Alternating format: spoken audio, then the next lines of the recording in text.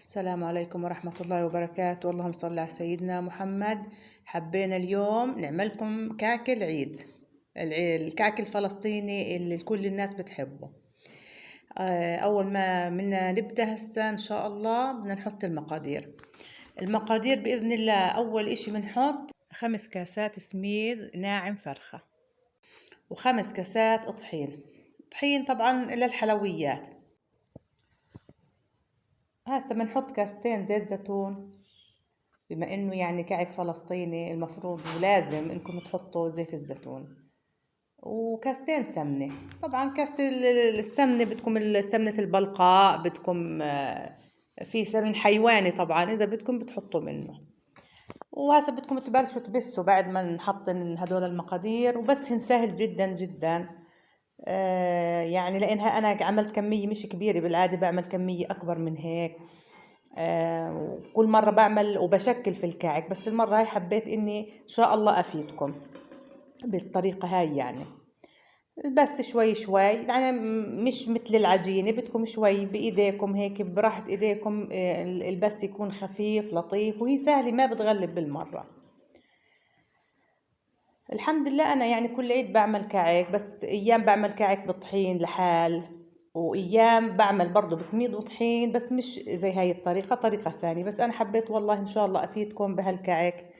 بحب كعك الاساور انا، اللي هي الحبة الكبيرة، يعني زي ايام زمان يعني. هسه بنفوت على المقادير.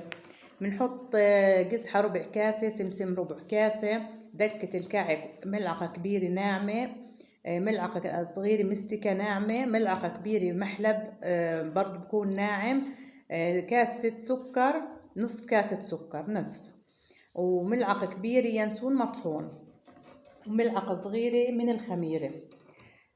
كله بنعجنه. بنبلش يعني هسه بدنا نعجن، بنحط كل هالمقادير بنعجنهم بالحليب. الحليب بحدود 3 كاسات. بنحط معلقة الخميرة هسه، بنحط معلقة الخميرة على الحليب، والسكر بنحطه كمان على الحليب، كله بنخلطه. وهسه بتشوفوا بنبلش نعجن بالعجينة. برضو العجينة سهلة، وما بدكم تعجنوها عجين، بدكم انكم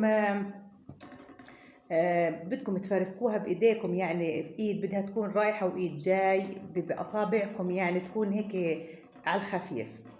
هاي حطيت الخميرة وحطيت السكر على الحليب، يعني بحدود ال3 كاسات.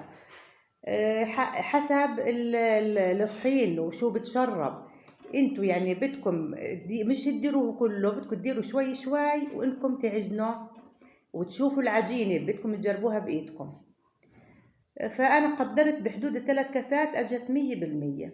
لما توصل هاي المرحلة شوفوا ما شاء الله.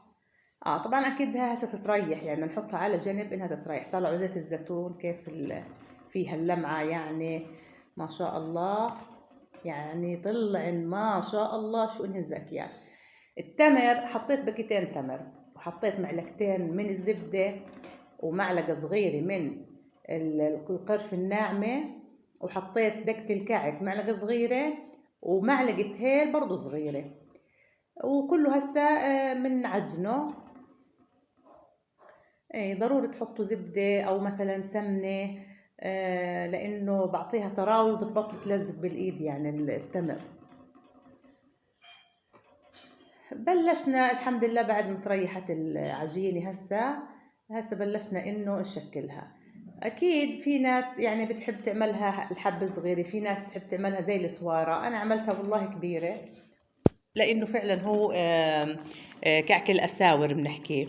وانا عن جد بحب الكعكه الكبيره تكون، لانها عن جد بتحسوا انها زاكي، ما بعرف، اذكى من الكعكه اللي بتكون حبته صغيره. انا هيك بعرفش يمكن النظر له دور يعني. وهي لفن ما شاء الله سهل، يعني بحدود الكميه 4 صدور اجن.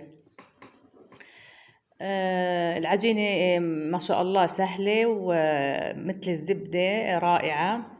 عن جد بنصحكم تعملوها، يعني ما أخذت مني وقت. فبنصح بإنه أول ما بتخلصوا أول سدر تبلشوا تخبزوا فيه، لأنه الجو حامي.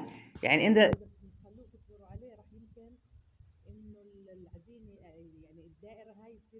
كبيرة يعني. وأنا ما حطيت كتير خميرة، يعني حطيت بحدود المعلقة الصغيرة، ما تكثروا يعني، لأنه الجو حامي والله، يعني للعجينة كتير منيح الجو. يعني بده مساعدة. كنت أنا وبناتي الحمد لله يعني بيساعدوني في التعب.